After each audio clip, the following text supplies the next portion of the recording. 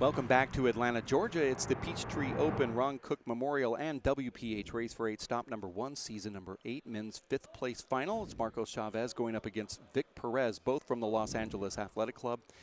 Good morning. My name is Dave Vincent alongside Dave Fink. Vic Perez was talking to us about his buddy Marcos, and he sat in with Karamak. This is what he had to say. Going into this game, I think I need to pass the ball a little bit more, make him run, make him move, maybe keep him off balance, and try not to shoot too much because he's really good at rekilling the ball. You talked about a strategy that you're going to keep to yourself a little bit, able to reveal what that might be going in with his weaknesses? Just keep him in the back as much as possible, yeah. Just percentages will eventually catch up. He's really good from deep court, but just keep him in the back no matter what. So that's going to be like the main priority for today's match. I know you two are close. Marcos is one to talk on the court. When he talks to you, is it good-natured? Not all the time. I mean, he tries to play these mental games, so I just try to keep to myself, just try to concentrate on the ball in the game, and then, yeah, I just try to ignore it, and then outside it's like, hey, you tried it, but it didn't work. So yeah. And then beat him again on Monday. On Wednesday, yeah. Wednesday and Saturday, yeah, next Saturday, yeah, pretty much, yeah. Good luck. Right, thank you. You know, it's a lot easier to talk about what you need to do and what your opponent's strong points and weaknesses are, but when you get in there, everything sort of comes up changed in some sort of way, Dave.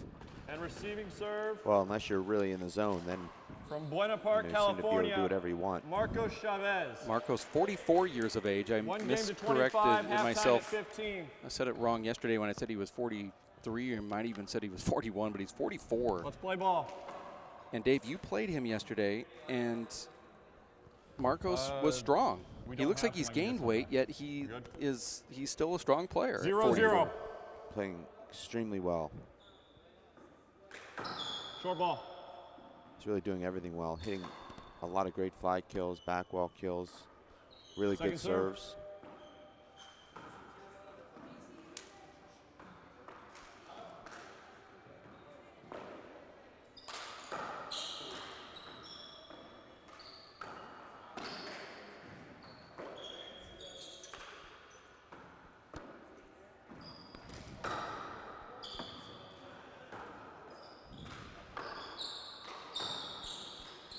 Nice get.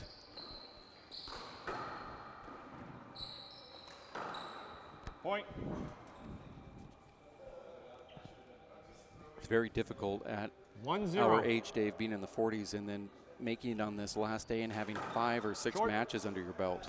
Very difficult to do for a guy like Marcos, and it's good that he doesn't drink and go out late. Second serve. He hangs around the guys, but he's not treating his body incorrectly, and he said this was an important match to him. It's a 1-game match to 25, and you have to win by 2. After this, it will be the men's finals, and it's an all-Cordova final. And this place will be packed for that because they're two of the superstars that play out of this facility. And I don't know if that's ever really, I mean, it certainly has happened, but not brothers. That one's coming up after this match is over. Very Marcos exciting times here not locally. off to a good start in this match. Just doesn't look like he's moving all that well and getting himself set to hit good shots. Point.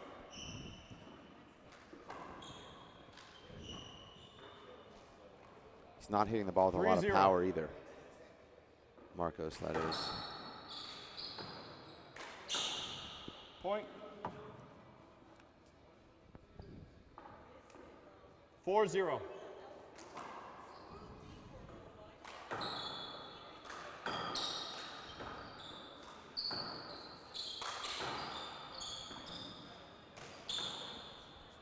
Side out.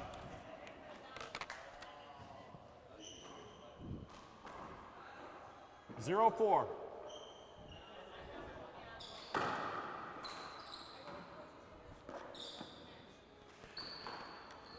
Point. It's consecutive corner kills there for Marcos. 1-4. Looked like both of those kills he had Vic out of position. Vic put himself in bad positions, and Marcos just hit little methodical corner kills on both of those.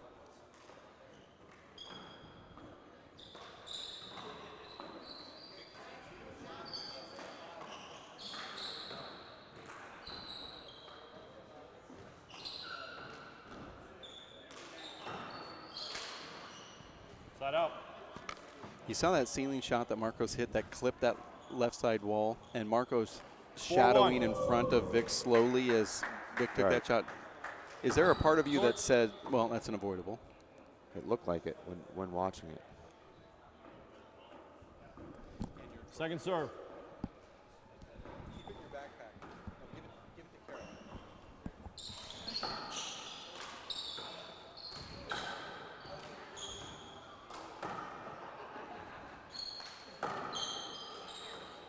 Point.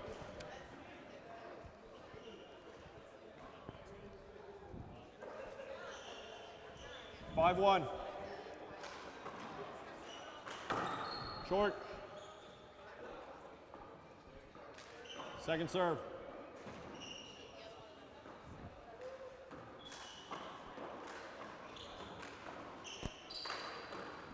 Point.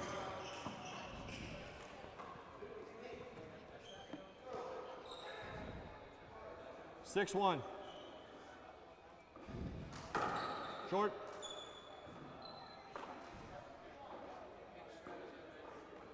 Second serve.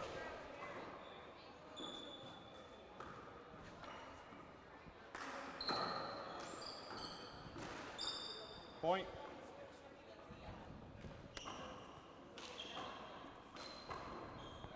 Seven one. Short ball.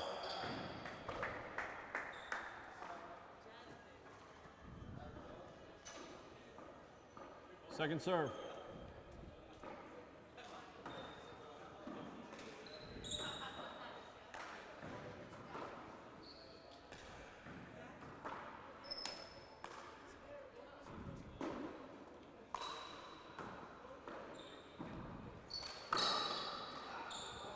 Point. Marcos off to an incredibly slow start here.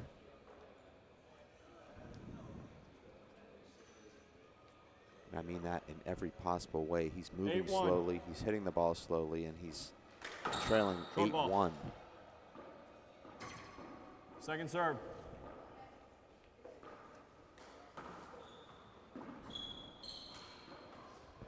Point.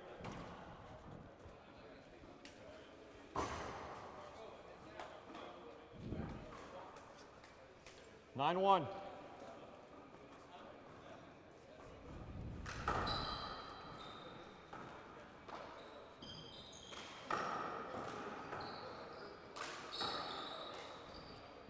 Point.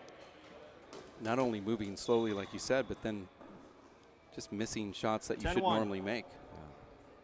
Compounds the issue. Side out. One serves 10. 110. Short. Second serve.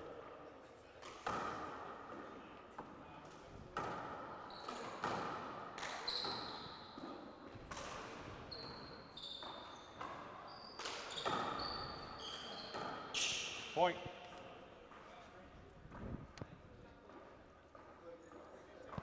.210.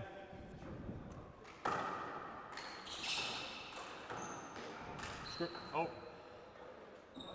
I called it over, I'm sorry.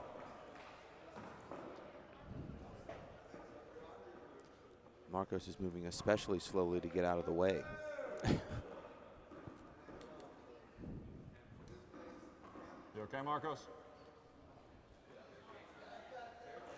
Dave, you played Marcos yesterday. What was the thing that he did yesterday that held him hold on to or get those points that he scored against you? I mean, besides your own play, what was he doing that was special? Well, it seemed like he was making a lot of kills. When he was given an opportunity, he was really putting the ball away, and his serve was very effective. Power serve to the right was very effective. Side out. And it seemed like he was moving very well also yesterday. He was getting those shots right there. Yeah. 10-2. Now, you and I witnessed Marcos play Emmett Peixote in Las Vegas, where it was probably the best we've ever seen him play last year at the age of 43, and we both looked at each other and said, this is unbelievable. So he has that ability sometimes to just really light it up and play hard. He certainly gets up for those big matches against you. He said that you're the one person that he wants to beat.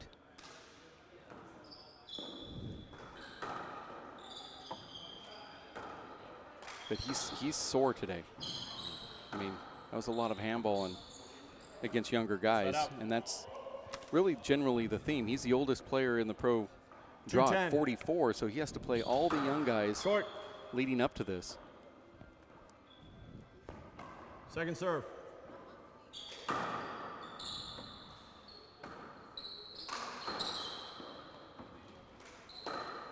Side out. Not a lot of pressure on Vic right now. With your opponent not moving well, the pressure is really off when you go for your kills, because it doesn't have to be 10-2. 1 inch high. And a lot of times when you don't have to hit 1 inch high, you do.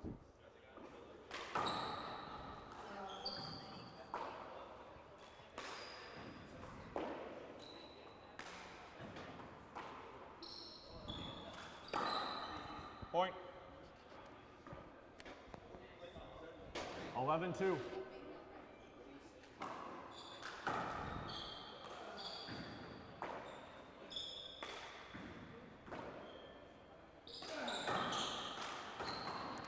Vic hit a lot of left-hand kills yesterday Point. against Emmett Pichot. 6 in the first half. All different sorts of swings, 12-2. too. Short ball. Not only kills with his left, but he sets up the rally with his left-hand shots, like he did in the last point. Second serve.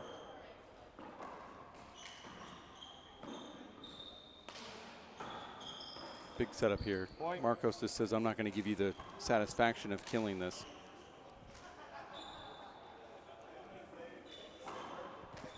$13-2.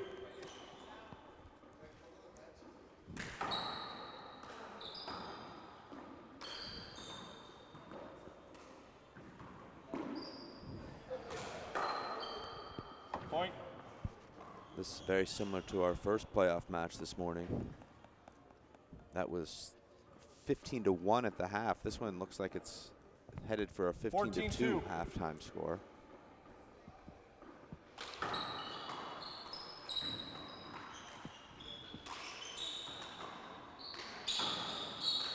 There it is. That is the Point and halftime. 15th point 4 minutes. as Vic Perez does what he needs to do here to get this one into half. We're going to 25, and the winner will be the 5th place champion. We got up close and personal with Marco Chavez and Kara Mack, and I'd like for you to see this, Dave. It's a pretty interesting clip. Let's go to that now. We're up close and personal with Marcos Chavez. How are you? I'm good, thank you. No, really, how are you? Like, how are things going? What's going on with life?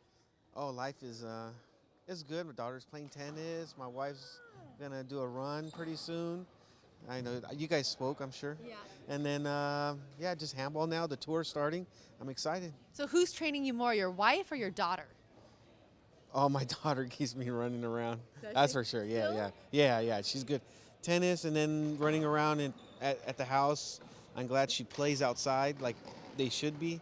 And yeah, so it's a lot of fun. So what are you holding? I mean, how many pairs of shoes do you have that you actually are selling shoes here at Handball Oh, yeah, Tournament? I got these Kobe's right here. These old Kobe. are pretty I was just sweet. walking by and you just happened to, pull me to the side. So, yeah, I think Luis Cordova might make a purchase on these.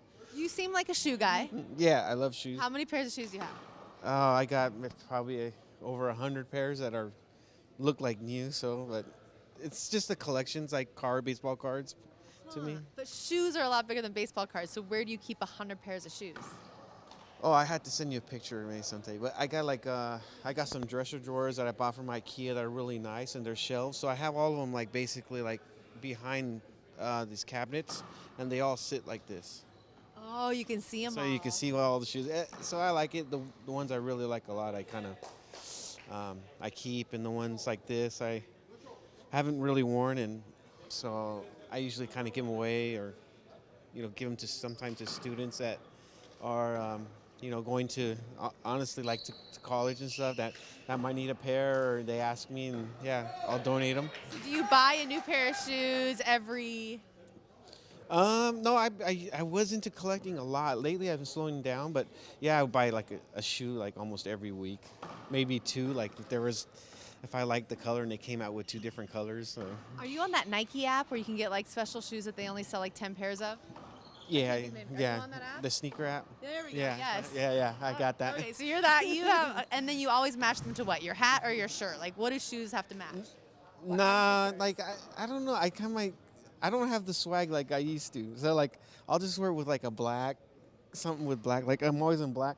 Like today I got these. I'm all blacked out today. That's not really a good style, but yeah. I don't know. Just So if you have 100 pairs of shoes, how many pairs of shoes does your wife have? Does she get the luxury of having an entire wall of shoes? oh no. Well, I actually just bought her some of these Flyknit runnings. So but she has heels. She has a lot of So heels. she has a shoe collection too. Yeah, a big, yeah. I'm like breaking into your house. You need to Find out a go. lot You'll love about it. you. Yeah, you guys, you're always wearing heels. Not today, but I'm in heels. you're always in heels. So like, she loves that about you. You're like, you're a runner. You have style. She loves it. I love her. I love her. You need to bring her to more tournaments. Yeah, I should. Your favorite place to travel of everywhere that you ever have been to with handball? Where has it been? Oh, my favorite place. You caught me. I really like going to Salt Lake. That's very fun for me to go play, and I enjoyed Portland because I don't really get there too often. Good pick. Good pick. Montana was really nice, like to go somewhere I've never been, and then it was during the middle of winter, and you're walking to a restaurant and you see some deer. I think they're deer, and they're like on the street area right there. So it was pretty cool, but I hope you didn't mistake deer for buffalo or something. yeah, I know.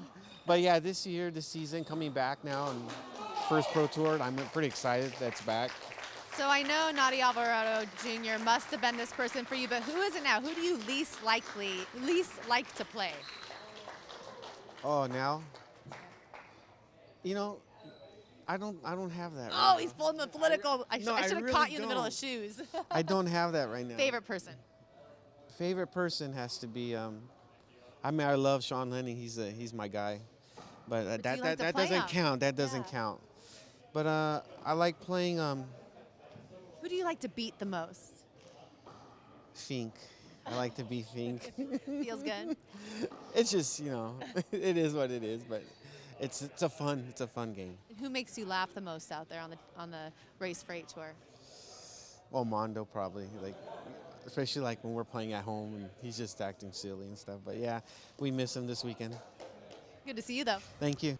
And we are back here. That's a good interview with Marcos Chavez and Kara Mack getting up close and personal. We have those throughout this morning here and on the tour this year as Marcos being fun and jovial there, but it's all but that here in the court at the moment as he is really 15-2. not playing good against one of his closest friends, Vic Perez. Short ball. Marcos calls Vic, Dave, his travel agent because Vic makes all of the plans when they go on the road and they room together. Both from the Los Angeles Athletic Club. Well, it looked like Marcos was trying to rev his engine here to start the second half with a hard serve, but followed it up with a missed ceiling shot and then sets up a Vic Perez lob serve. And it's back to 16-2. business for Vic Perez, who's been in business here.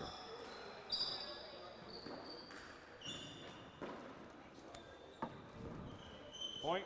Both of the players went back on the court earlier than their 4-minute allotment. And of course, we're running that great piece that Karen Shea created for us. They're both watching us, waiting for the cue to start playing. They were wanting to get this one over with. Point. I thought you wanted the shot, Marcos.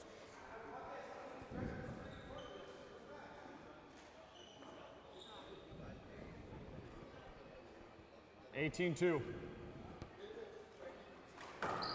Short.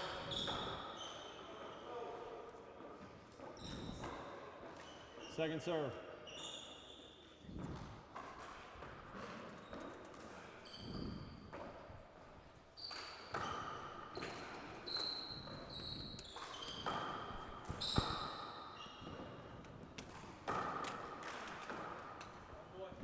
Side out. 2-18. Short. Second serve.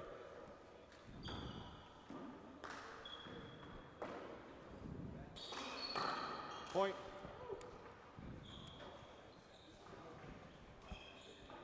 3:18.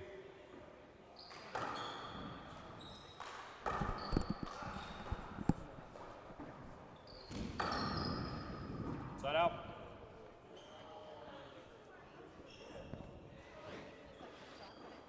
18-3. This will not be a good replay for Marcos Chavez, who just completely whiffs this ball right under his hand.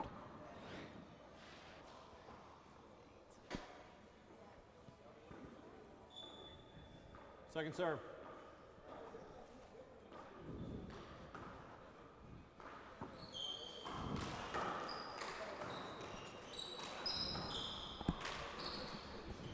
Point.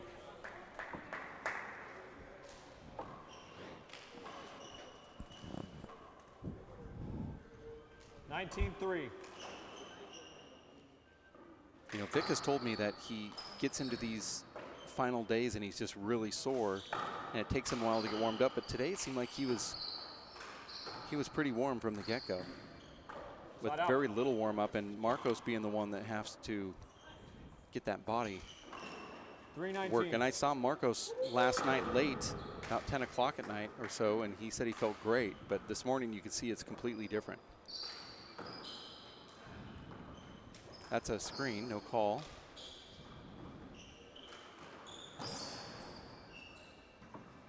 Side out. You okay, Marcos?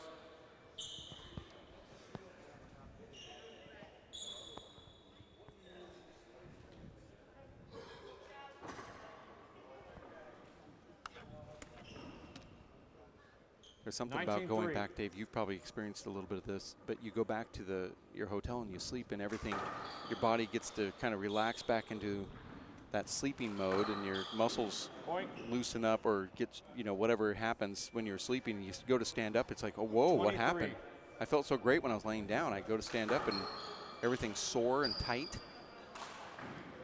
You have bad back problems, and I'm sure sometimes you wake up and that seems to have flared up overnight when you felt completely fine and comfortable, and then you go to pick up something and it hurts worse than it did the previous day. 21-3. It's hard to, you know, when I was talking about coming in early and preparing for your match, as our referee showed up a little late this morning, do you stretch, like do yoga type stretching before you play a match, or is there something to say about like getting into the sauna or a hot tub? Does that loosen up? Does that help? I'm never sore, so. Huh. Short ball. Have you heard rumors? Have you read books? Second serve. A lot of it comes from the diet also. If you're eating a lot of sugar or foods that are going to cause inflammation, your soreness is going to be a lot worse.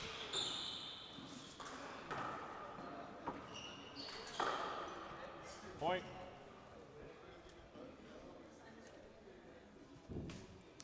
But really, if you are sore and coming in, you need to get here early. You know, I'd say a sauna or Whirlpool, a short one would be a good way to start, and then really start to get the blood pumping. You know, some light jogs, some side-to-side movements, some dynamic stretches, some movements that are going to simulate what you're going to be doing on the handball court, as opposed to just bouncing the ball and hitting it. You really even want to get a sweat going before you start, if you can. 23-3. Because as you know, Dave, when you are sore, after about 10 or 15 points, the soreness starts to fade because you've got the sweat going, and Possible you want to try and replicate that before the match even starts. Right. Short ball.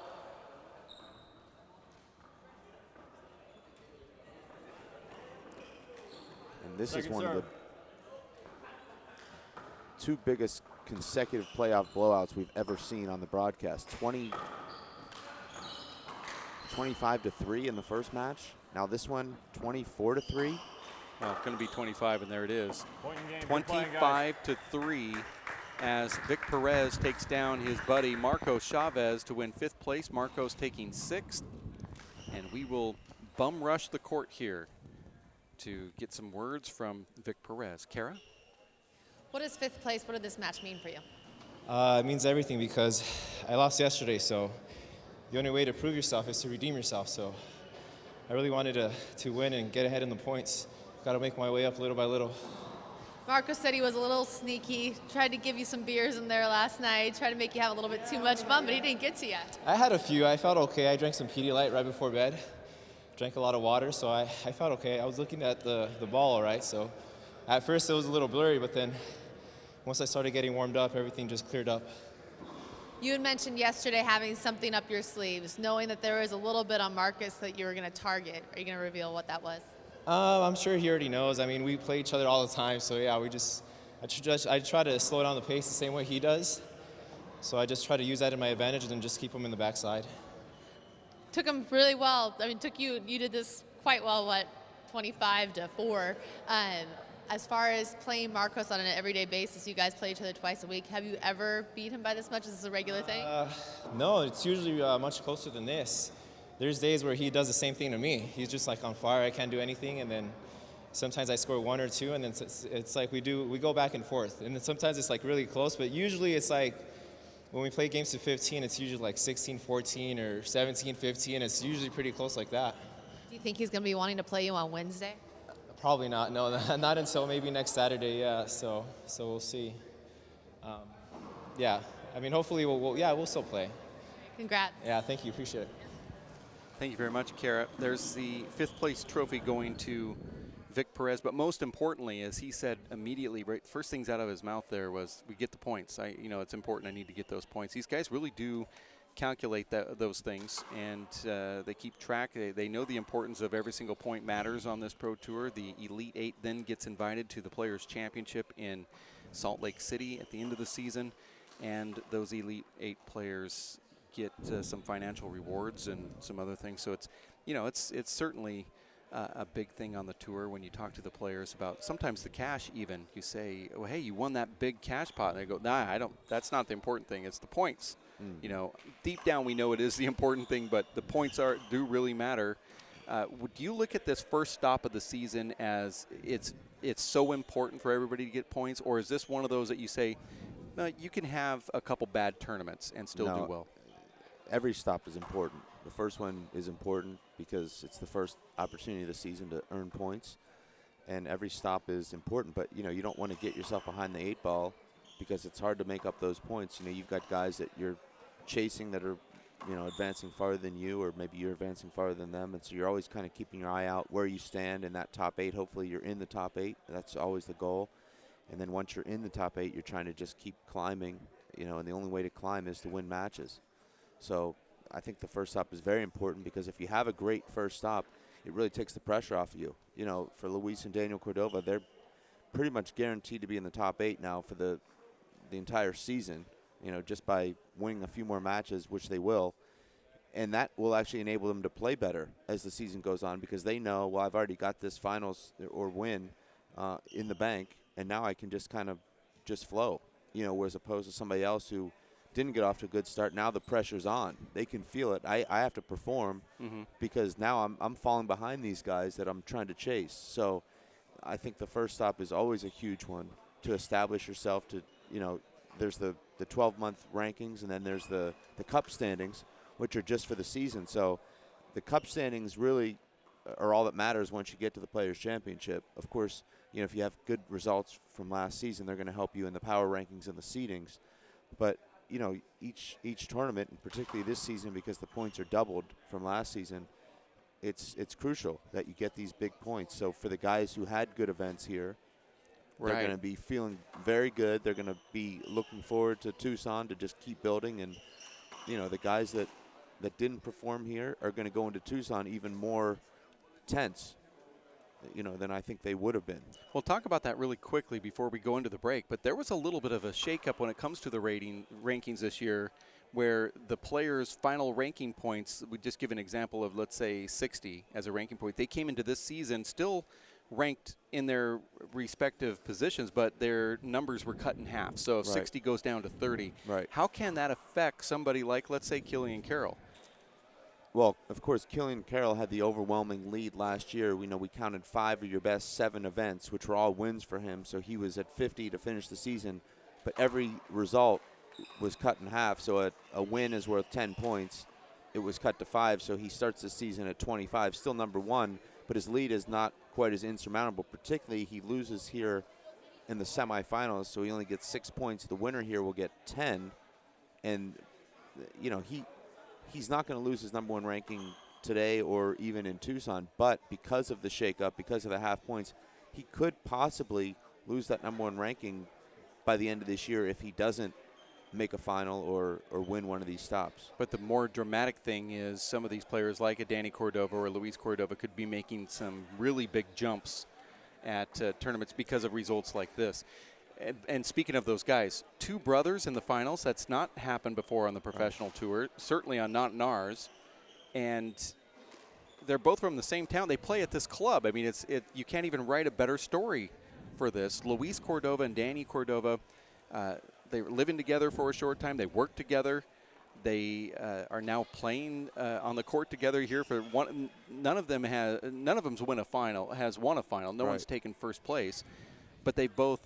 Danny's made it to a final before, and so has Luis at the Players' Championship against Killian Carroll. It's going to be exciting. We're going to have a first here this week. Well, it's really history in the making, and we are guaranteed a first-time race for a champion for the first time in 3 seasons. We haven't seen someone come and break through, I don't think, since Killian Carroll won his first stop. So it's been, since Killian Carroll won that first stop, it's been Killian Carroll, Paul Brady, Sean Lenning, and Luis Moreno winning stops. All those guys have won multiple stops before. We've had some first-time finalists, the Cordovas being 2 of them, but they both lost in their finals. Now, one of them's going to win. We're going to have a new race for a champion. We've only had 8 different people win race stops in the first 48 stops. Now we're going to have 9 through 49. Well, those 2 guys are on the court right now warming up, with Luis Cordova on the left wearing the yellow. His brother Daniel is wearing the green on the right side. They're going to probably be on court, 10, 15 minutes here, a little less than 15 as they warm up. And we'll have some features to bring you, but we're going to take a break, reset the computers, get everything ready for this men's pro singles final between the 2 flying Cordovas, Daniel Cordova and Luis. That's coming up next. We want you to stick close as we have more continuous coverage here on ESPN3 and the Watch ESPN app. WPH, the World Players of Handball, the WPH Live.tv, and the film crew bringing it to you today here from Atlanta, Georgia. We'll be back right around the corner. Stick with us.